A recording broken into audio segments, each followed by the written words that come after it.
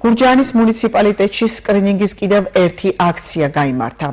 კამპანიის ფარგლებში მოსახლეობას ძუძუს, საშვილოსნოს ყელის, არაგადამდები დაავადებების, ასევე ბედა C ჰეპატიტებისა და აირ ინფექციის გამოკვლევები ჩაუტარდათ.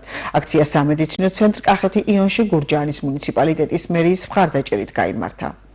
დაავადებათა კონტროლის ცენტრის ორგანიზებით 6 მაისს გაკეთდა სკრინინგ აქცია, რომელშიც მონაწილეობა მიიღო გურჯაანის მოსახლეობის ძალიან დიდმა რაოდენობამ.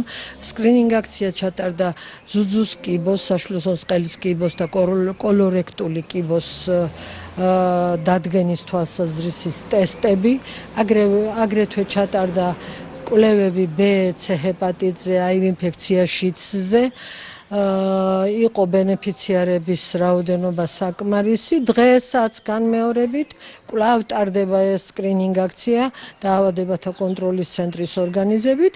რა თქმა უნდა, აქცია სკრინინგი უფასოა. სკრინინგი ყოველდღიურად ტარდება, მაგრამ ამას ჰქონდა მასიური ხასიათი. როგორც 6-ში, ისე დღეს 80-ზე მეტი ბენეფიციარი უკვე იყო კახეთი იონში მოსული.